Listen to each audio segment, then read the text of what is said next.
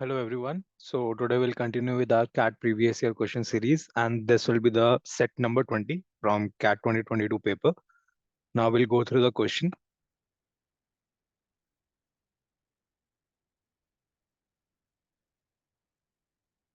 Okay. So the question says there are only four neighborhoods in a city, L, T, P, and K. During the onset of a pandemic, the number of new cases of a disease in each of these neighborhoods was recorded over a period of 5 days.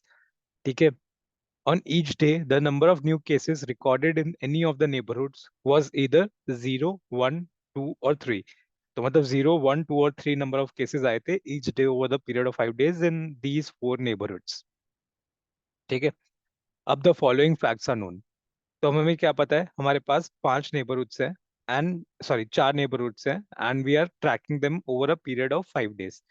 तो हमारे पास चार neighbourhoods कौन से हैं? We have L, T,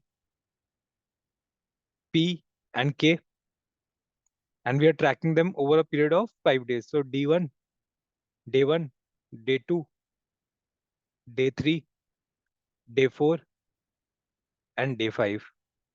and finally आ जाएगा total over these 5 days कितने cases आए हैं हर एक सिटी में. एंड हम नीचे एक टोटल नीचे की साइड बन जाएगा कि हर एक डे में टोटल कितने केसेस आए हैं. ठीक है, ये एक चार्ट हमारे पास, ये एक टेबल हमारे पास बन सकता है. ठीक है,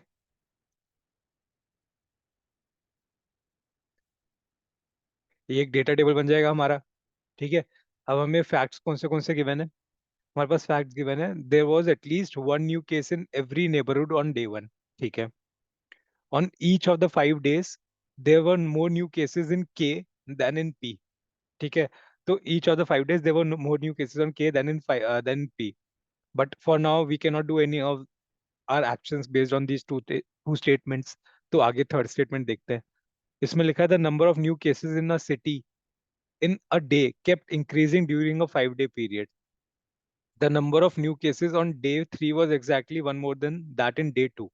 इसमें लिखा है कि क्या बोलते हैं, over these 5 days the total number of cases in these neighborhoods हैं in the city that kept increasing. तो मतलब ये क्या बोलते हैं, अगर हम इसको देखें, ये वाला काउंट टोटल काउंट इंक्रीज हुआ है फ्रॉम डे 1 से लेके डे 5 तक. एंड इसमें ये लिखा है कि the number of cases on day 3 was exactly one more than that in day 2. ठीक है. अब फोर्थ स्टेटमेंट देखते हैं. फोर्थ स्टेटमेंट क्या कह रही है? The maximum number of new cases in a day in P was 2, and this happened only once during the 5 day period. ठीक है. तो मतलब ये जो maximum number of cases in neighbourhood P है, that was 2. We know that the range of cases was इधर 0, 1, 2 और 3. तो इसमें पी में कभी 3 हो ही नहीं रहा है. एंड उसमें 2 was the maximum and that too it only happened once during the 5 day period. ठीक है. इसमें लिखा है, फिफ्थ स्टेटमेंट क्या कह रही है, K is the only place to have 3 new cases on day 2. तो के डे 2 पे 3 न्यू केसेस आए हैं एंड डे 2 पे के is the only one two have 3 new cases. बाकी तीन जगह पे डे 2 पे और तीन कहीं और 3 केसेस कहीं पे भी नहीं आए हैं. ठीक है. तो हमने फिफ्थ क्या बोलते हैं फोर्थ फिफ्थ स्टेटमेंट देख ली है कि के डे 2 पे 3 केसेस आए हैं और किसी और के डे 2 पे 3 केसेस नहीं होंगे. ठीक है.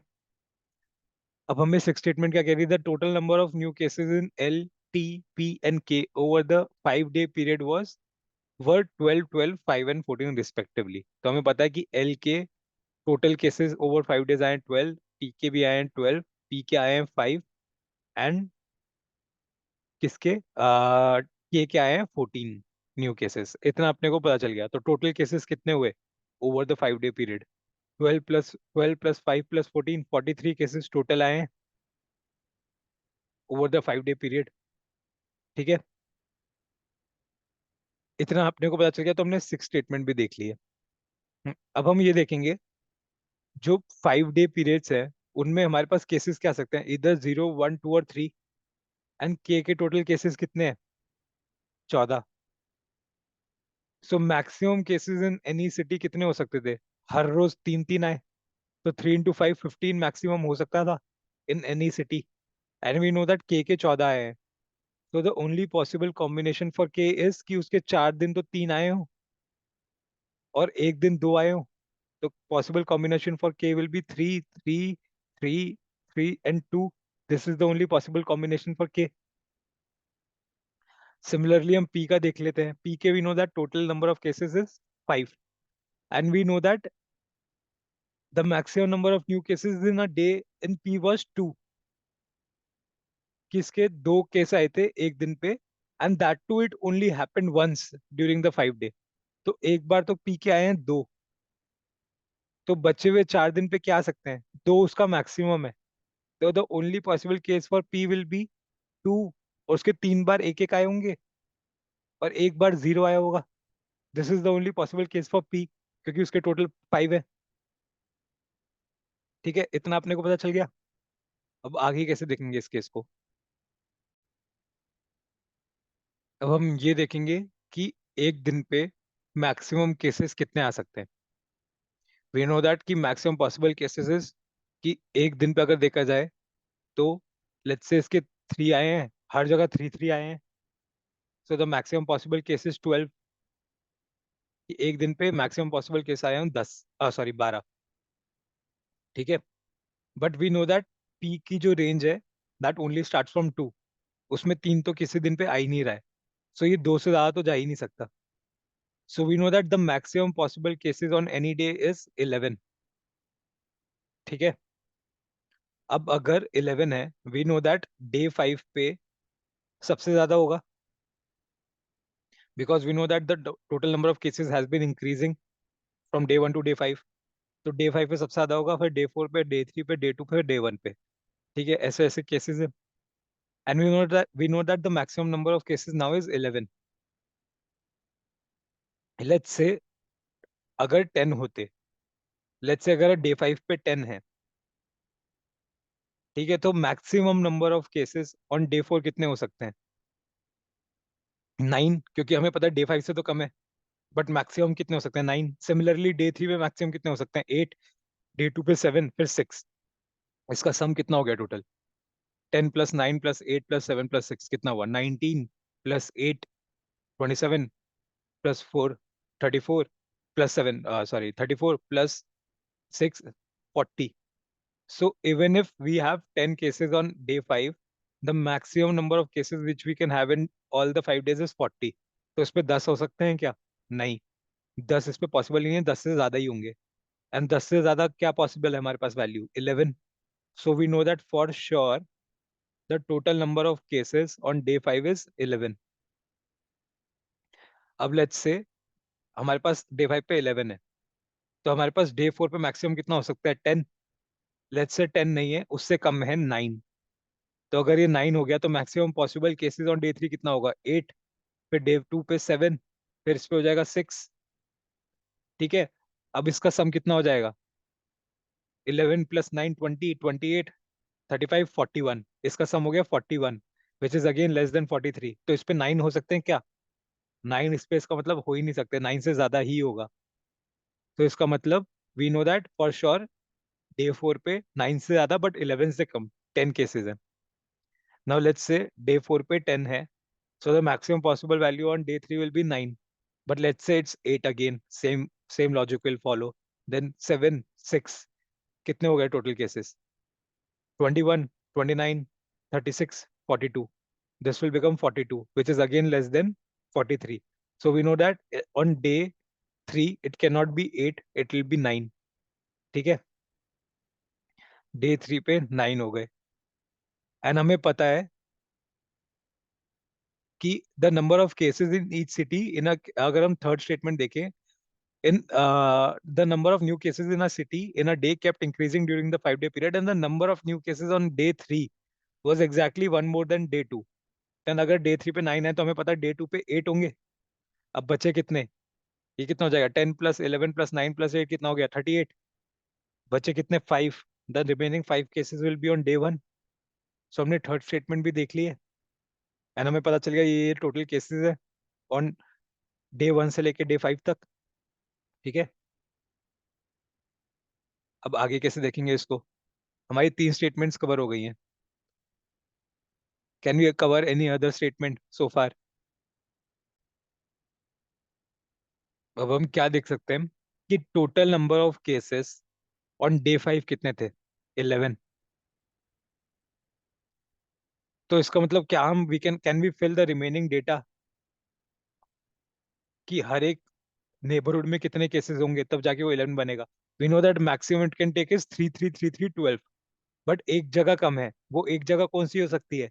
That will be only P, because P में 3 हो ही नहीं सकते। पी में the maximum value it can take is 2। So we know that 12 से एक कम आया है, 11 आया है, तो that 2 will be from P. And बाकी जगह तीनों जगह 3 3 3 होंगे, तभी जाके वो 11 बन पाएगा। ठीक है। सिमिलरली अब पी के पास एक ही 2 था, वो उसने यहाँ पे दे दिया। अब अगर 10 बनाना है टोटल, तो the only possible way is कि पी एक दे, बाकी तीन जगह से 3 3 3 आए, और पी के पास एक हो, तभी जाके वो 10 बन पाएगा। वरना और किसी केस में वो 10 बन ही नहीं पाएगा कि बाकी तीन जगह से 3 3 3 हो, एंड जो रिमेनिंग वन है पी के पास वो यहाँ से हो, पी से, तब जाके वो 10 बन पाएगा। इतना अपने को समझ में आ गया। अब अगर हम 5 देखें, 5 कैसे बनेगा? वी नो दैट तीन तो क्या बोलते हैं, 3 3 3 के 3 3 चले गए हैं। अब उसके पास बचा गया है 3 और 2 बचा है। एंड सिमिलरली पी का 2 और 1 चला गया है, पी के पास 1 1 0 बचा है। ठीक है। अब अगर लेट्स से इसने, क्या क्या पॉसिबिलिटी है? एक तो क्या है, 3 0 1 1। एक पॉसिबिलिटी क्या हो सकती है कि 3 0 1 1। एक ये पॉसिबिलिटी हो गई। और एक पॉसिबिलिटी क्या हो जाएगी, 2 1 1 1। ये दो पॉसिबिलिटीज हो सकती हैं। So we can not decide for now कि यहाँ पे कितना होगा। ठीक है। हम बाकी जगह देखते हैं, बाकी जगह का क्या हम अभी निकाल सकते हैं।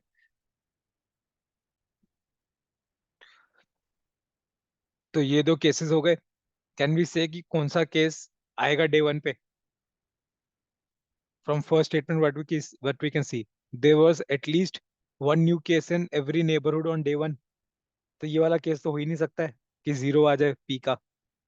So we know for sure that कौन सा केस होगा, सेकंड वाला, विच इज क्या, 1 1 1 एंड 2। ये केस होगा। ठीक है। अब इधर 1 1 1 2 अगर आ गया, तो बाकी अब can we fill the remaining data? We know that ये 3 हो जाएगा बचा हुआ। ठीक है। अगर ये 3 हो गया, अब बाकी डेटा कैसे फिल होगा? अब ये क्या कह रहा है कि K is the only place to have 3 new cases on day 2। ठीक है, ये वाली स्टेटमेंट पे ध्यान दो। अब हमें पता है टोटल डे 2 पे 8 केसेस आए हैं, and K is the only place to have 3 cases on day 2। P का 2 तो यूज हो गया ओवर डे 5। तो P मैक्सिमम कितना दे सकता है? 1। लेट्स से P ने एक भी नहीं दिया। Let's say the only things P can give is 1 और 0। Let's say P gives 0। हम ये वाला केस कंसिडर करते हैं ब्लू, ब्लू में दैट P ने 0 दिया है। So L and T together needs to make how much?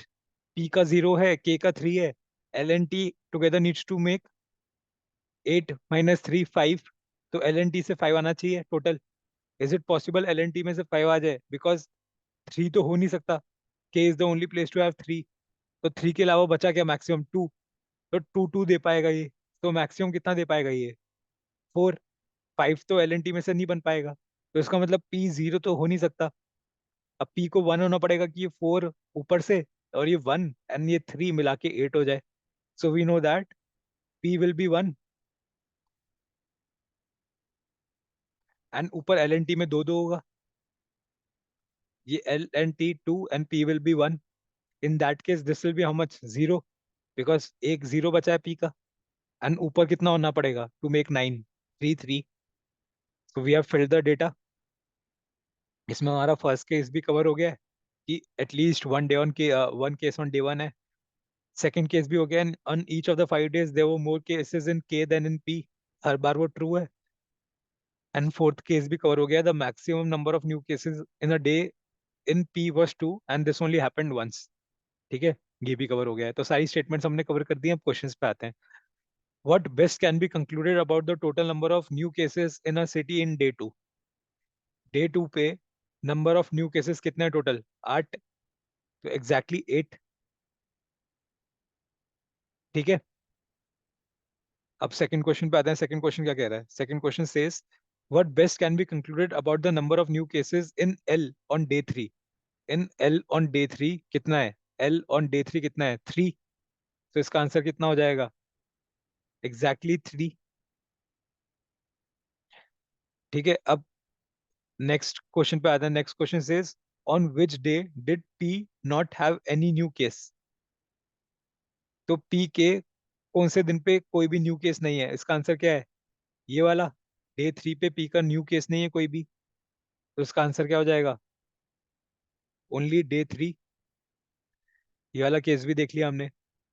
अब 19th क्वेश्चन देखते हैं क्या बोल रहा है वो। Which of the following two statements below is are necessarily false? Necessarily false होनी चाहिए। स्टेटमेंट ए क्या है? There are 2 new cases in T on day 3।